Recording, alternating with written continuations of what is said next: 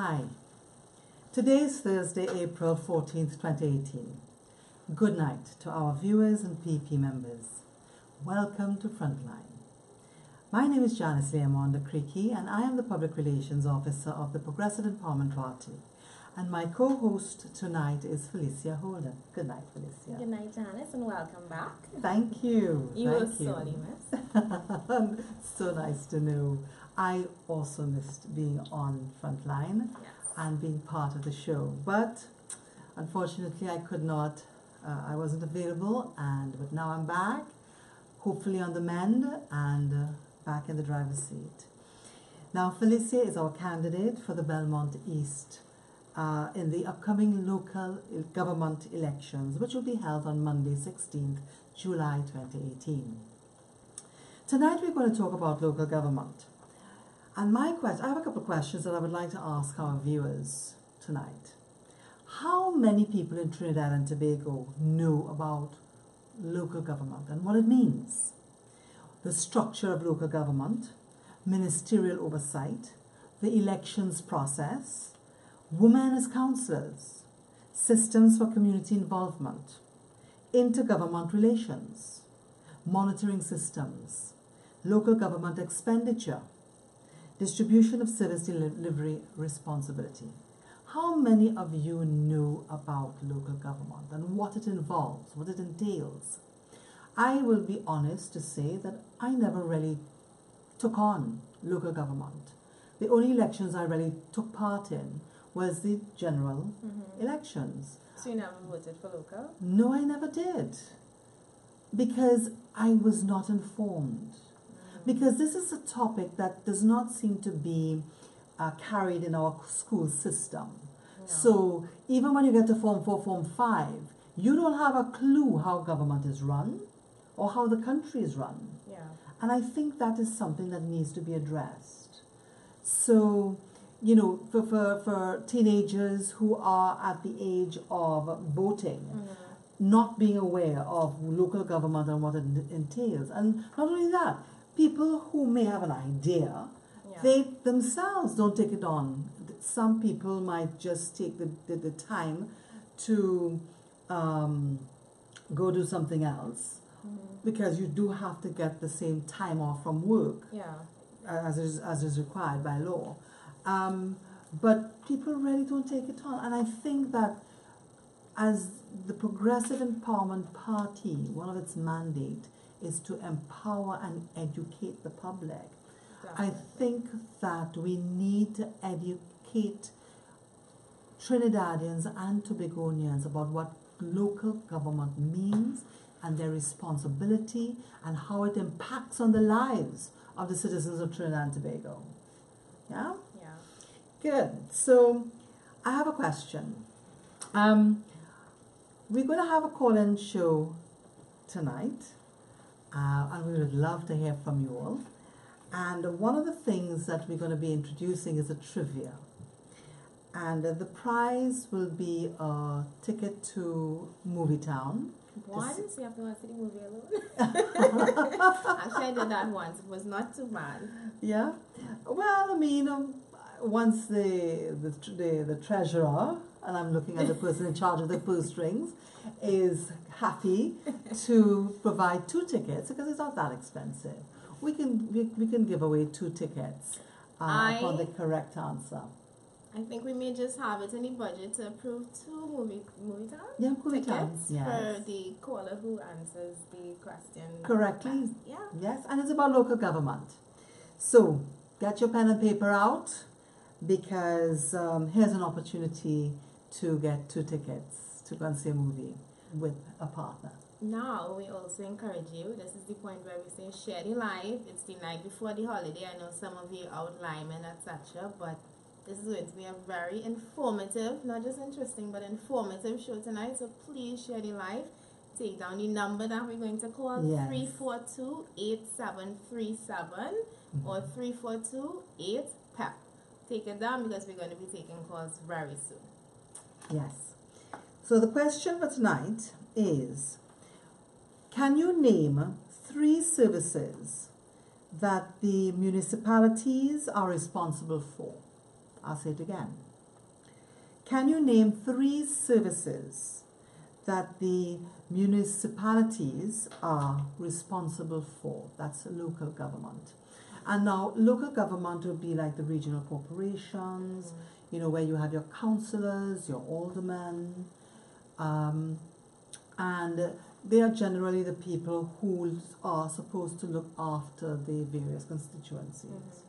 Now, you know, it's very interesting that there's an organization called the Commonwealth Local Government Forum, which is a network of the various mayors throughout the world in different countries, and also the aldermen can attend these functions as well as the councillors. And you know, it's something that, again, we are not familiar with. They work together as a network to share ideas, share policies, you know, and share issues that they are all experiencing in their various countries. And they help each other, you know. So again, this is something that we, the public, don't have a clue about. And I think it's time that Trinidadians and Tobagonians start waking up to what is truly going on in our country, and to educate ourselves and to also educate our children, because guess what? They are going to be the leaders running our country in the next couple of years. So once they're educated and they know what they're doing, then we can rock back in our chairs and feel comfortable that they know what they're about and what they're doing. Yes? Yes, definitely. Right. Now, a couple of things. The first thing I wanted to look at is, you know, we have the legal basis for what is called local government. And local government is not really enshrined in the Constitution of the Republic of Trinidad and Tobago. But the Tobago House of Assembly is enshrined in Chapter 11A of the Constitution. Did you know that? I didn't know that. I did not know that. Well, there's a lot of things Felicia is going to be learning in the next couple of weeks. Yeah, today I collected my package from EDC, really? And I have homework. Literally, I have to sit down and read, apart from the Representation of the People Act, you know, there's the whole rules, what you can and cannot do, you know, what can disqualify you, and it's so important to pay attention. Yeah, it's so important to pay attention to these things, because we don't want to be disqualified for any stupid mistakes that we can make. So correct. So basically, when you win, of course you're going to win, because people are ready for change. They are. And they are ready for representation in their various communities, and also they are ready for somebody to come and champion the cause of the people. You know, like Robin Hood? Yes. Well, except we're not going to steal from the poor to give to the rich. Except that analogy. But yes, I know. People were looking for, they're looking for that.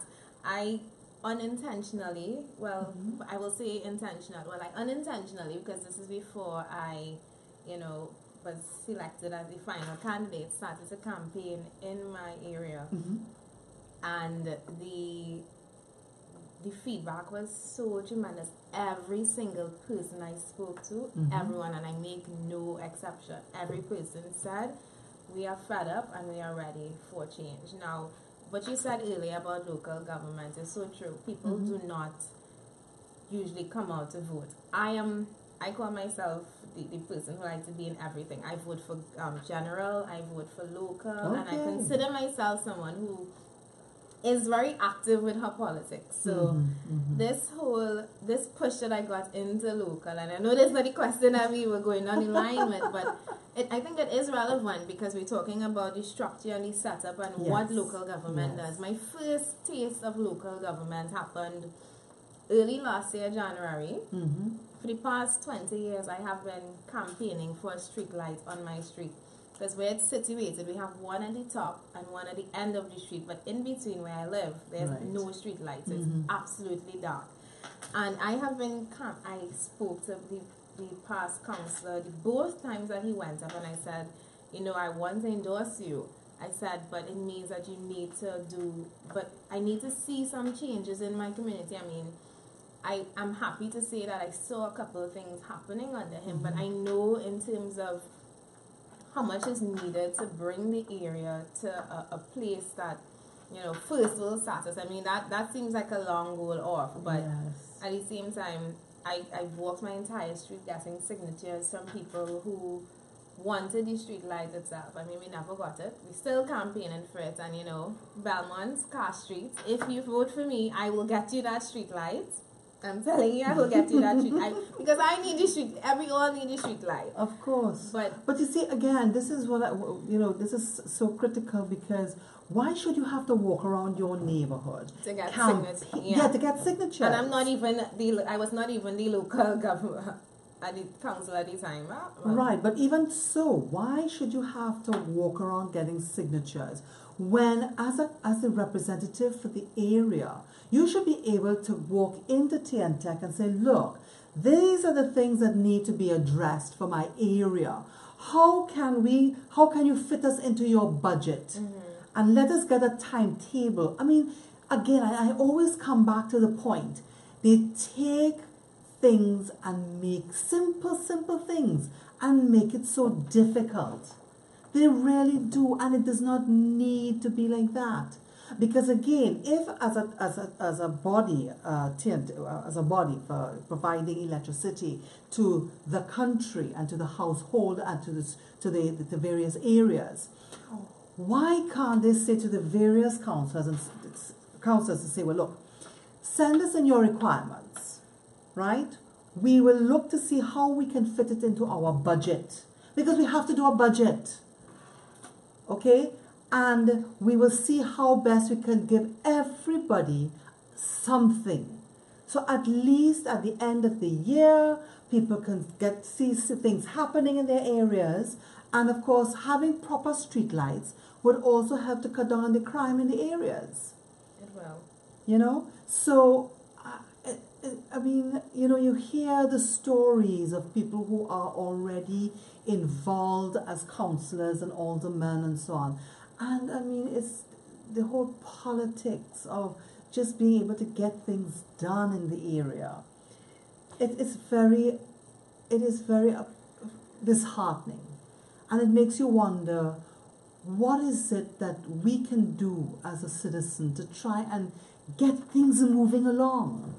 I do want to say though, when I got into office, I like this sound. When I got into office, Yeah. when I got into office, one of the things I would definitely like to see is, you know, what exactly is the process in terms of getting these things done? Because I think of it from a management point of view. Yeah. Yeah. I look at my community, which is Belmont. This is not big at all. And I'm thinking about, mentally I already started to map out all of the things in my area that needs fixing, Right. that needs upgrading, that needs addressing. So from a management style and point of view, is it or isn't it, and this is what I'm very interested to understand, you would, in my opinion, you would prioritize things based on need, Yes. urgency, criticality, as well as based on budget.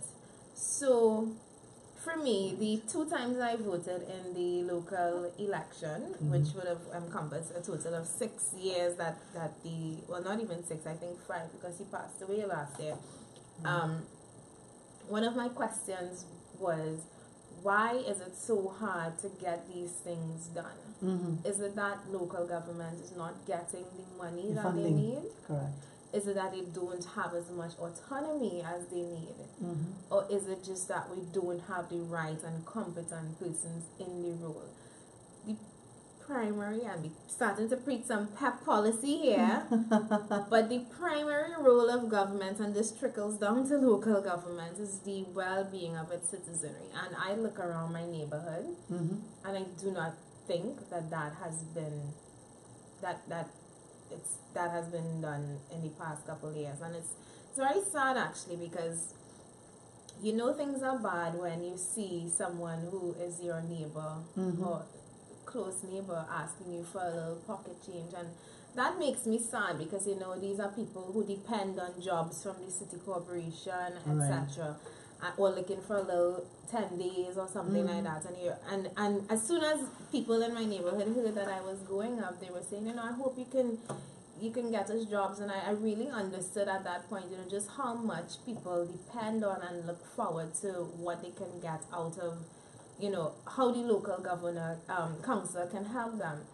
My idea, though, is not so much, here, get a little job or a little 10 days. It's more about making the community one that people feel proud of, they feel safe in. And I know all of these things extend to government on a national level too, but also working with the police, etc., in terms of, you know, community patrols and stuff like that. So like I said, I'm very interested in getting deep into this local government thing, because we've been focusing a lot on national. Yes. I think, but what people don't realize though is that the local government is actually what is supposed to take care of what's happening within their particular area. That's not the job of national government. So knowing this and knowing that I have a task ahead of me, that's my next thing. When I get into office, I also hope that, you know, I'm not going to be challenged too much in terms of I'm not getting money or stuff like that. But what we need most of all is a counselor who has the best interests of the people in mind. And I'm a people person. I love people. So to see my neighbor in a hard situation is very tough for me. So seeing what we can do to help the community is definitely going to be a priority. Another thing that needs to be looked at as well is the representative, the minister, who was elected for that area. Yes.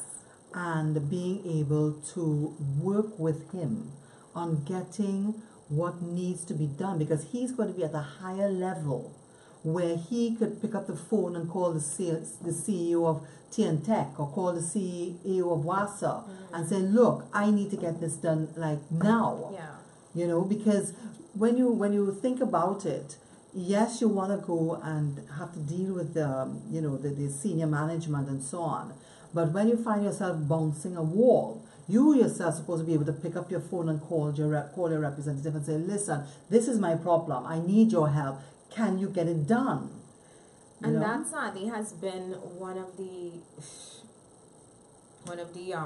concerns of the people in my community. Our minister is too young, and we don't ever see him. Not that I have personally made any appointment to see him. Right. But I've listened to residents say, oh, when he come for your vote, and I saw him once, you know, we had a flood, and I think he came and he made an appearance. But in reality, how much is he invested in his community? His time. And the thing is, he does not live in the community. And again, through an pep policy, we say that if you want to represent your area, and this is not just on the local level, on the national level, that you should reside in the constituency where you live. Yes. Where you're going up for, because who better to know what the problems of your area than someone who is in it?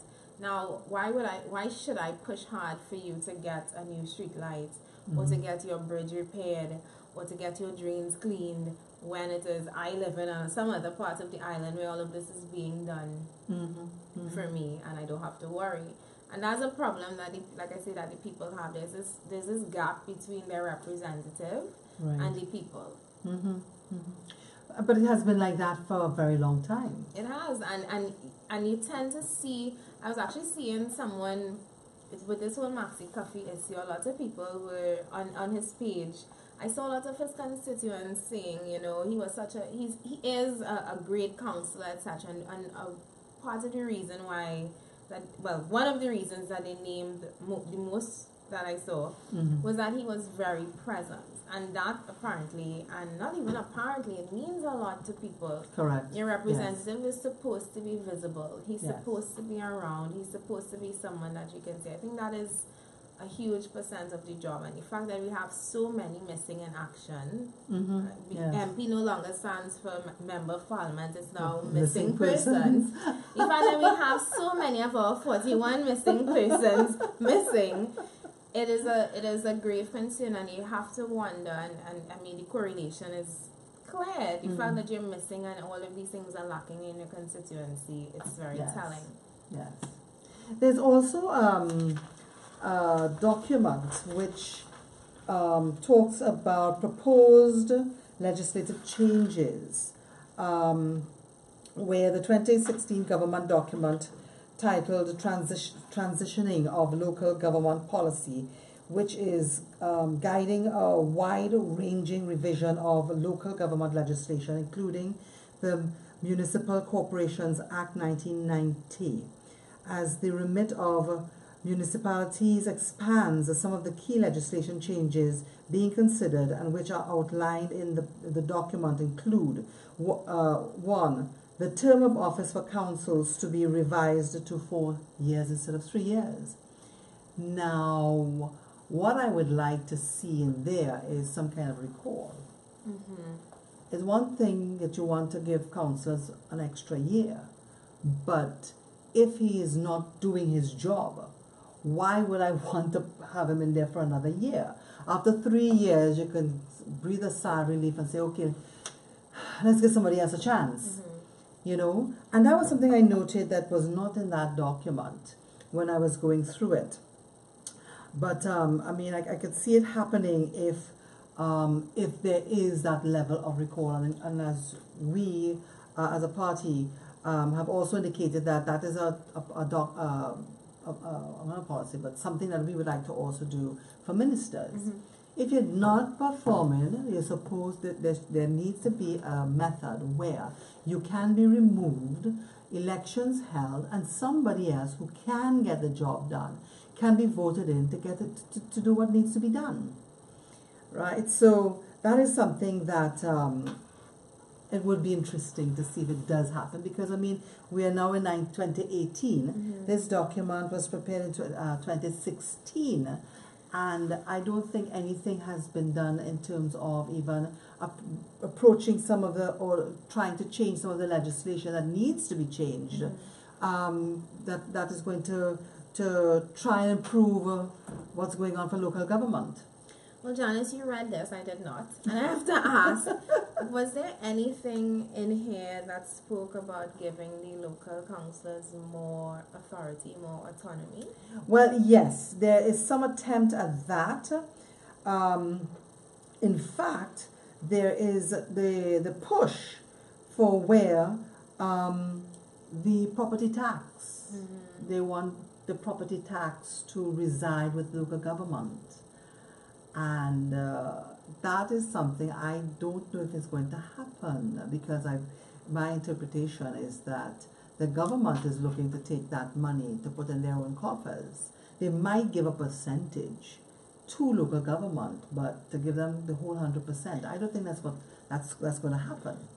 This is okay. So this document, are we like this has actually come to pass, or it's proposed. Because how does this tie into the current property tax that we have that's ongoing that's right now? the thing, because you have to amend just now. 1, 2, 3, 4. Fourth one down. 1, 2, 3, 4 right here. The amendment of this point says the amendment of legislation so that local government bodies may collect and retain for use property taxes and fines as identified. Now this this sounds like pre-independence days, where the boroughs and they would have been in charge of themselves. But we need to be honest with ourselves. Trinidad and Tobago is not our system of governance right now. It is not set up in a way that the local councillors, because that's what they're implying, right? That the local government bodies become in charge of their own, basically governing their own constituency. And the property tax... It depends on some of the services. Because if you go to the last page, you'll see where a summary of service provision in different spheres of government in Trinidad and Tobago, and they indicate what services fall under the national government and also what falls under the under the local government. Also what falls under the Tobago House of Assembly. Now don't give away the answers. I was about to call out a few, but don't forget that you have an opportunity to call in and win 2 tickets. Now, if you're based overseas, sorry, I guess you can't qualify. Unless you have family living in Trinidad. Unless you have family, you could probably call them, tell them tune into the live, and they can win 2 tickets to Movie Town. Yes. I have agreed to give 2 tickets, not just one, so you don't have to sit in the cinema by yourself. To this question, and just remind them what the question is again. Right. To name 3 services that the municipalities, meaning local government, your regional corporations, are responsible for. Yes? And you can win yourself 2 tickets to Movie Town. What's showing right now? Wow. You know, I haven't been to Movie Town in a long while. I cannot remember the... I lie. I saw this movie, what's this movie with the superhero, the Marvel movie? Black Panther. Oh, Black Panther. Yes, I saw Black Panther. I had to, apparently. The world saw it, so I went and I saw it. And I bought into the hype. It was a good movie, but they overhyped it, yes. Sorry, Wakanda Forever. I mean, it was a good movie, but I think, we kind of overhyped it here. But anyway, back on topic. And now that you have summer coming up, it's a great opportunity. Janice, we don't have summer in Trinidad. Well, I say summer to August vacation. August vacation. I say it too, and that's what my friends are like, we don't have summer in Trinidad. Like, okay. Yeah, well, I mean, August vacation. We grew up with it, so. Did we?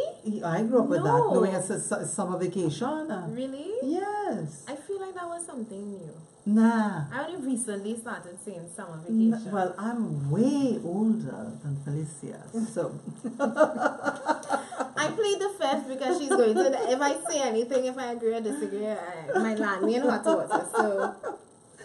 Right. So, the thing is that yes, as we were just saying that as school is going to be out just now, it's great that whoever wins it will be able to take themselves and their children.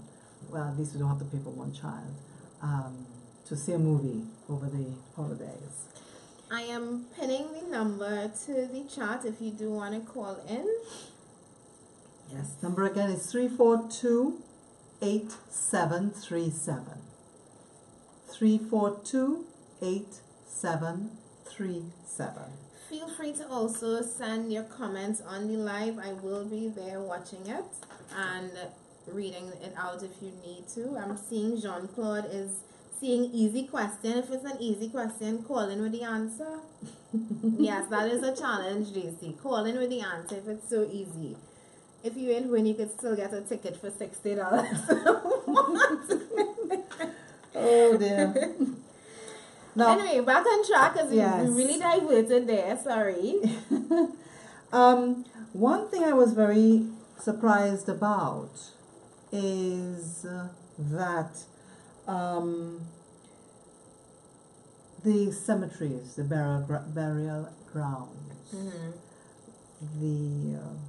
the corporations are supposed to be responsible for that. And I was very surprised, but I shouldn't really be, because as who else would look after, the cemeteries and keeping them clean and making sure they lock them up at night. Somebody was dumping tires in the cemetery. Yes, the one right there in St. James, just next to the school.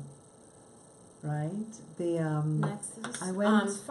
Wait, which one? I can't even remember the Fatima? name now. No, not by Fatima. This is in front of Fort George. Right where Fort George is, the road that takes you to Fort George. Yeah. That cemetery right there. Like yes. Tires? Car vehicle tires. Because I went to check on this spot which is a family plot. And as I was approaching, I saw all these tires sitting there on top of the grave, and I went into the office and I said, well, what's happening here? They said, well, ma'am, that is something that happens regularly.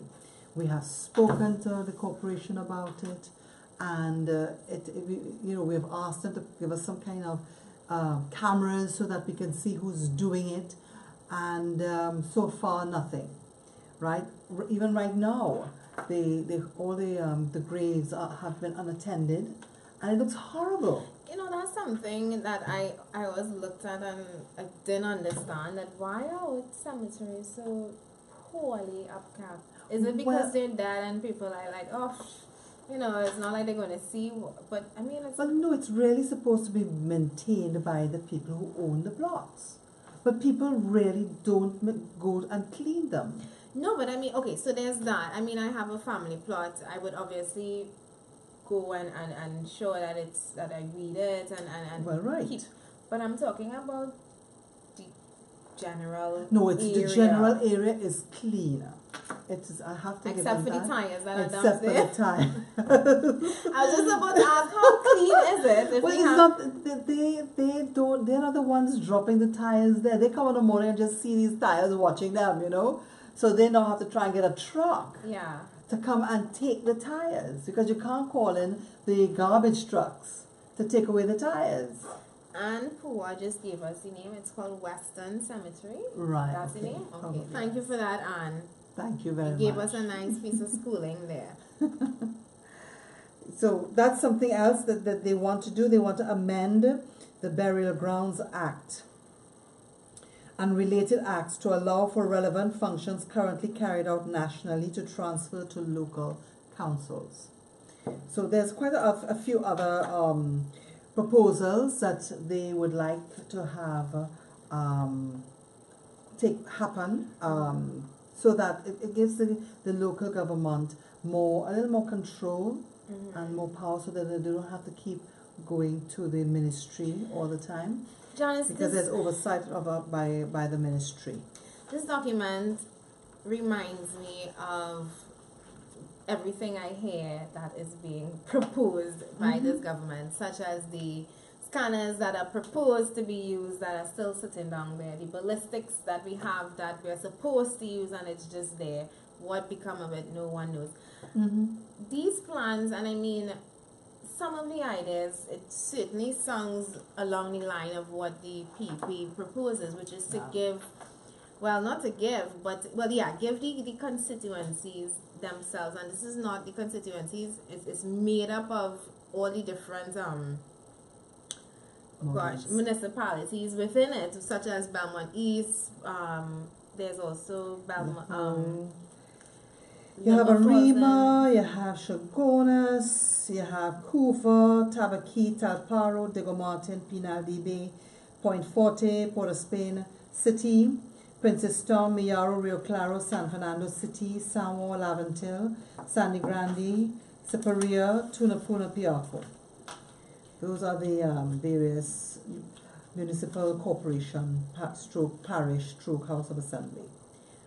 But the idea, though, which is to give local government more autonomy, I think it is a smart one, but it also needs to be done properly. You can't just say, well, you know what, the money that they're going to get, we're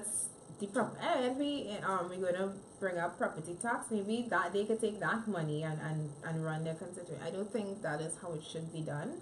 Ideally, how it should be done is structured and giving each constituency an allocated budget that they can now have to run the various gosh, the name is slipping me and I need to sharpen up on these things, so I have it at the tip of my tongue come elections day.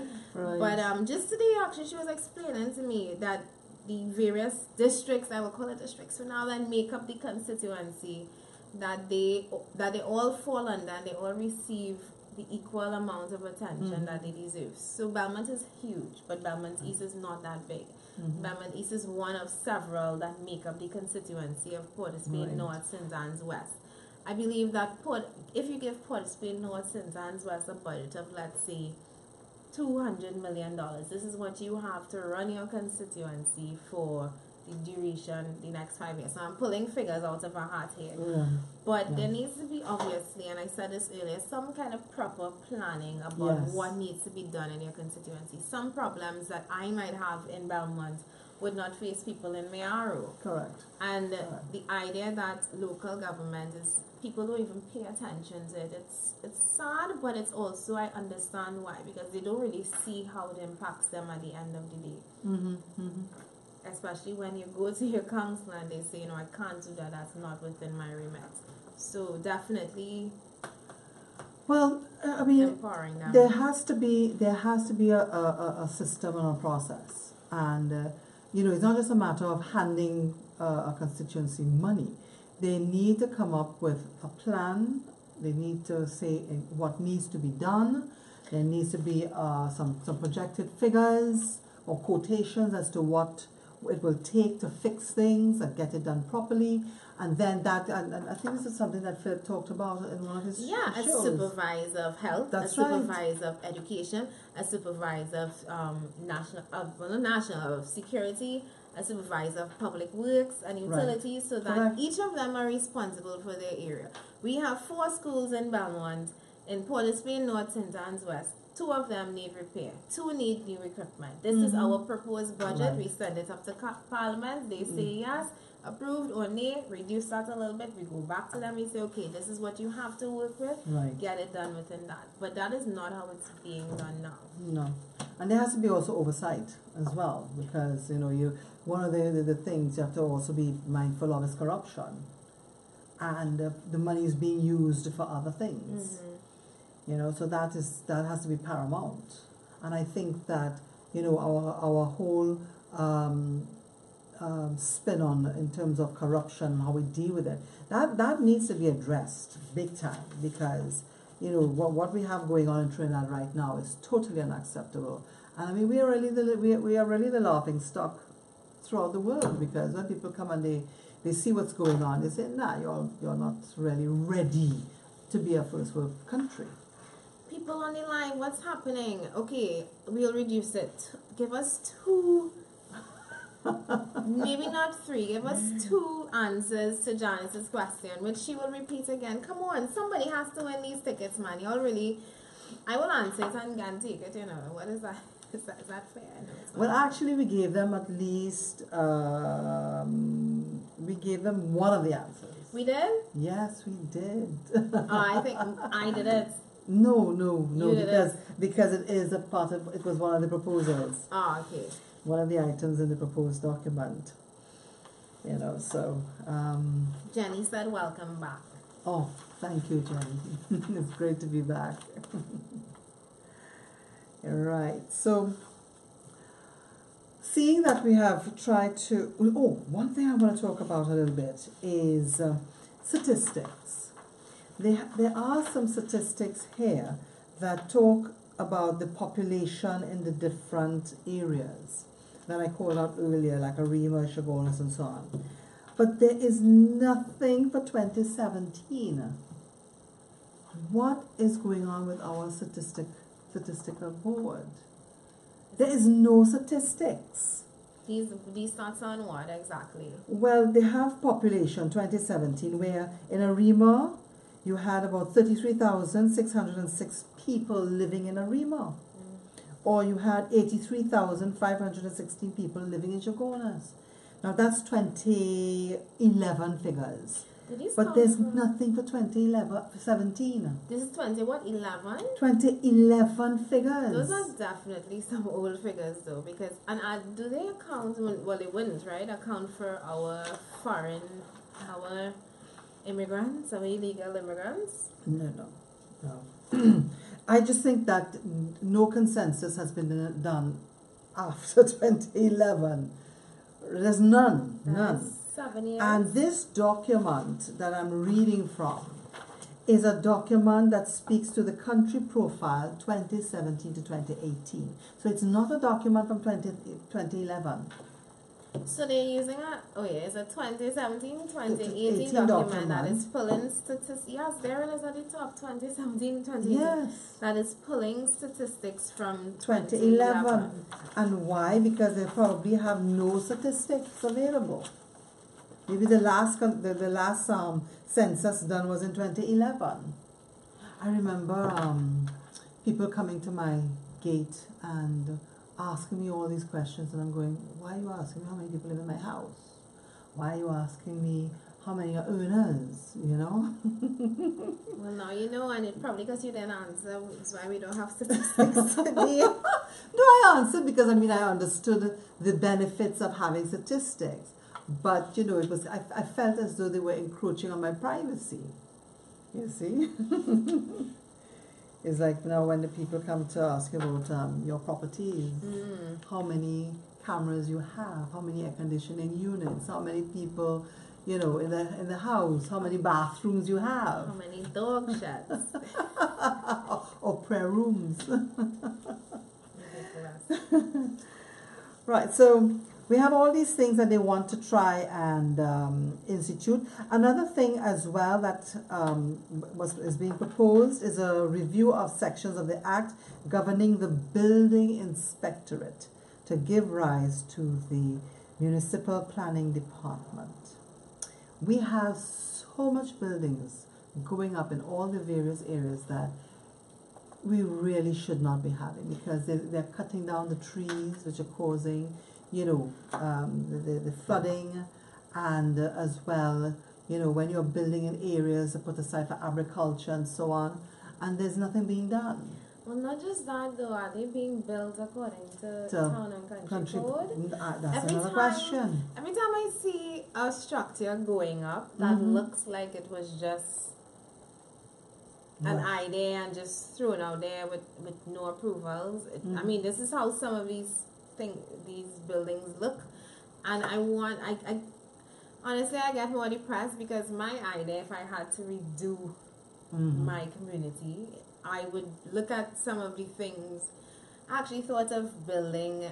Parking on my street is a huge problem right now, like a huge problem. A lot of the houses, including mine, were not built because it's on a hill. Okay. They weren't built with a garage itself. Right. So parking is on the road, and what went from 2 and 3 cars on the road is now 10 and 12 cars fighting for a spot.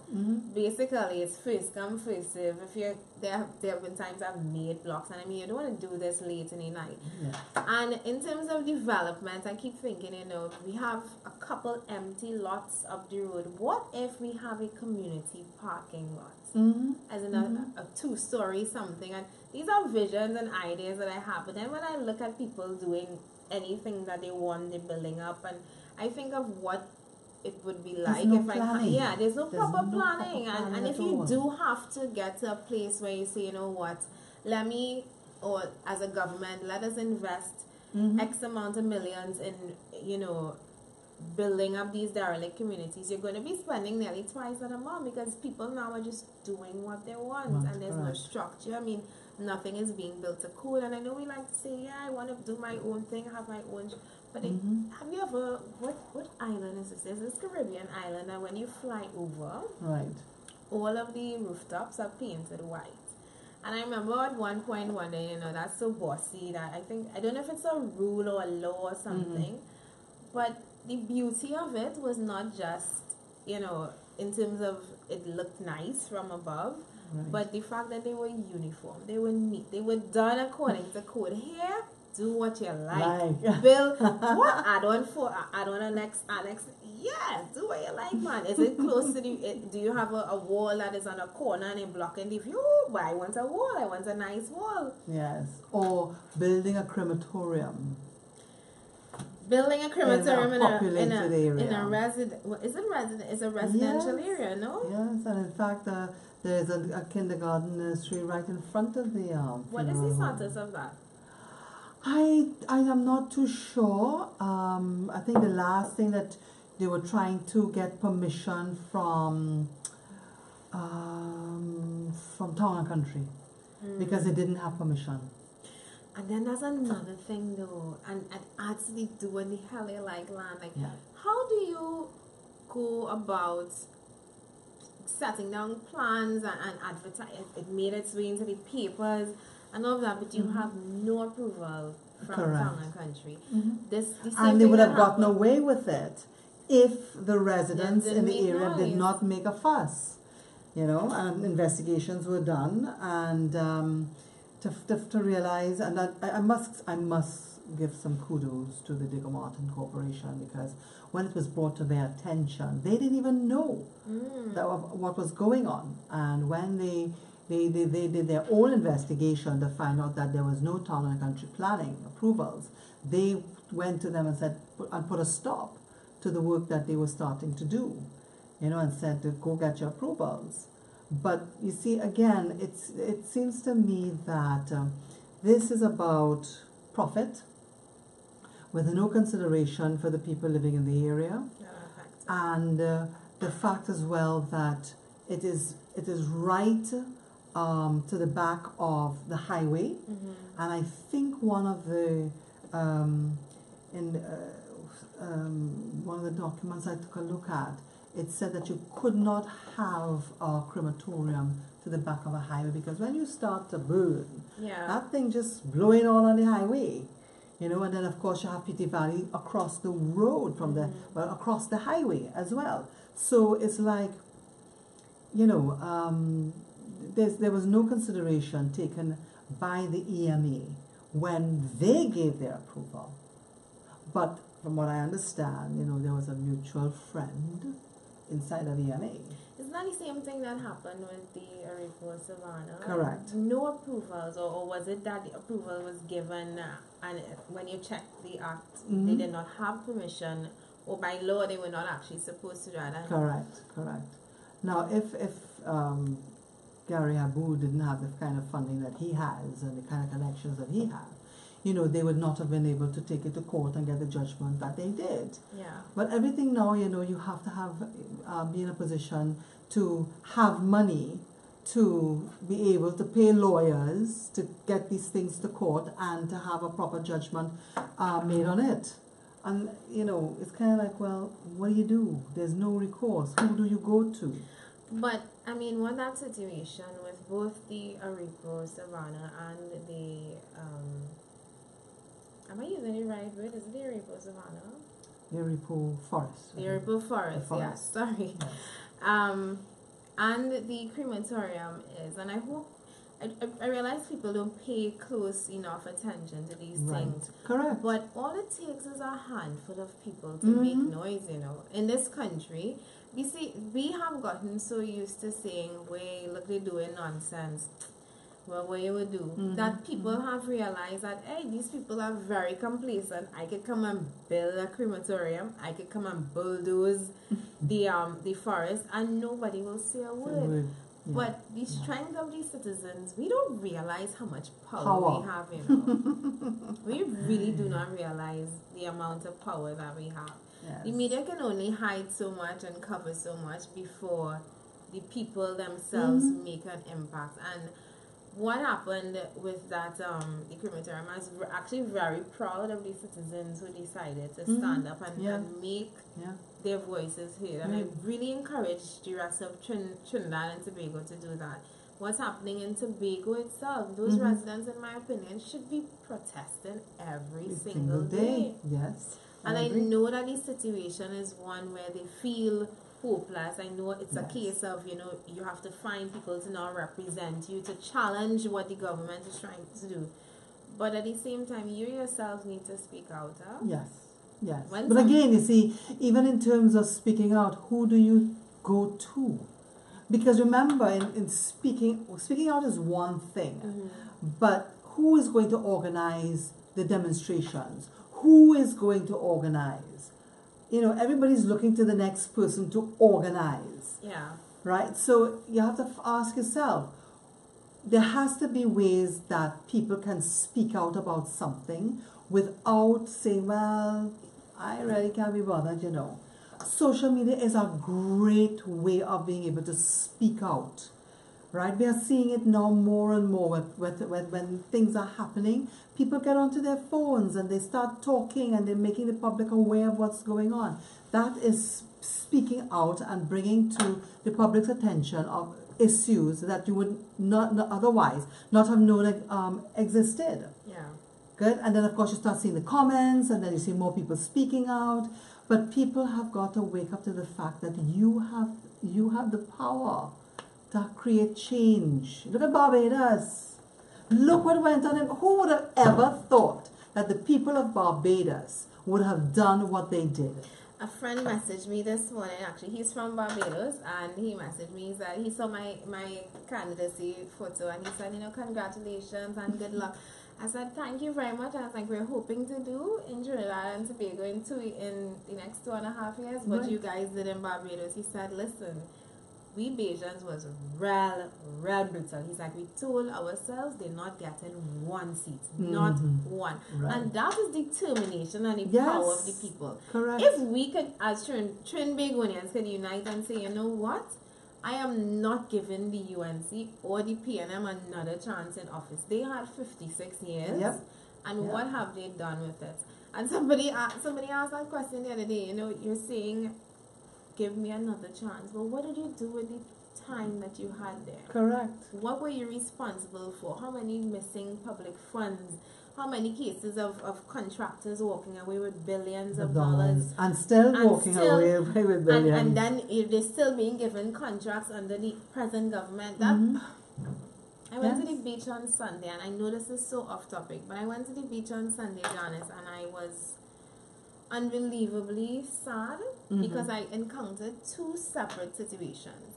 On my right, I had a car park that I was told was worth $60 million, and I'm trying to understand, looking at it, how on earth was this, could this be worth $60 million? And then I look across the road, in a little, what I have to call shacks. Right. Those are not, definitely not, one, it's not sanitary.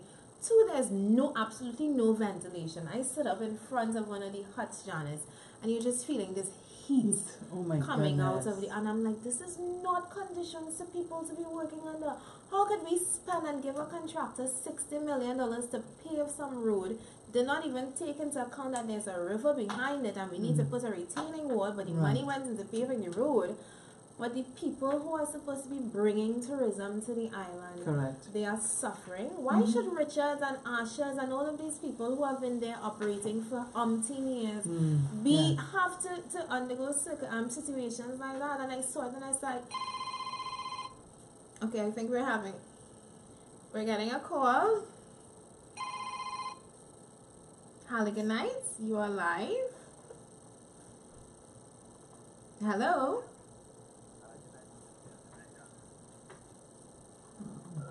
Hi. I think you're on the voice.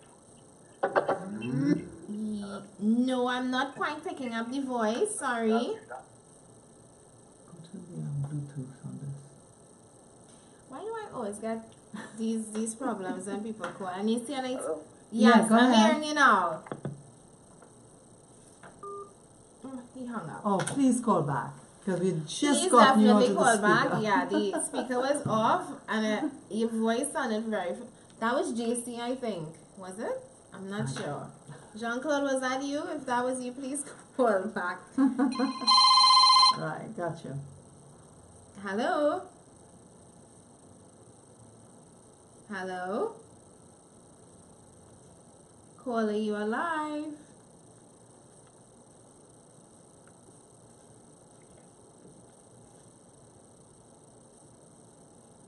Hello? Hello?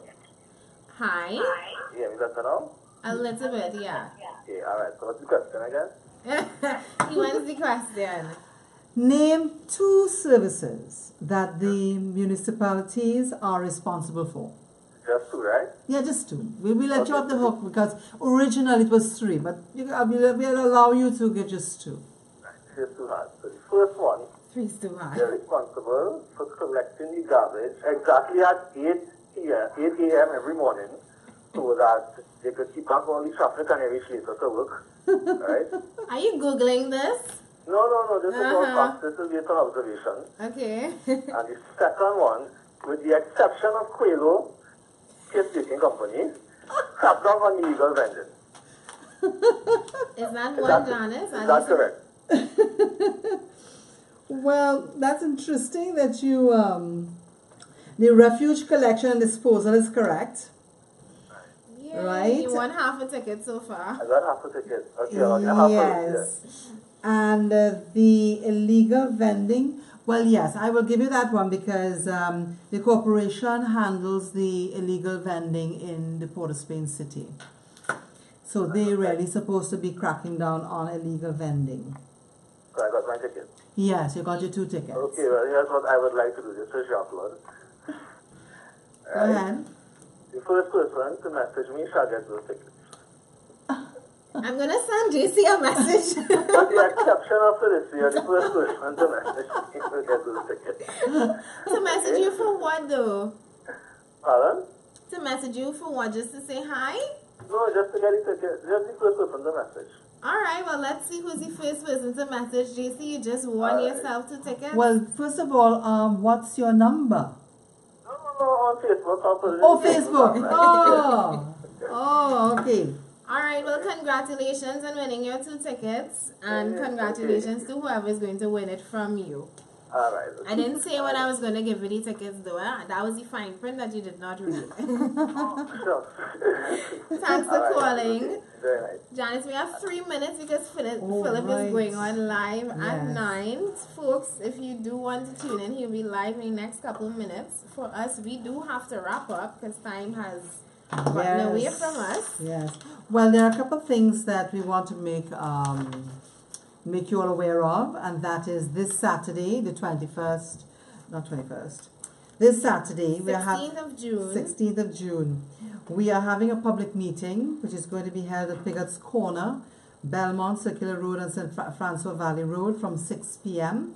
Bring your family and friends to add your voice to the conversation.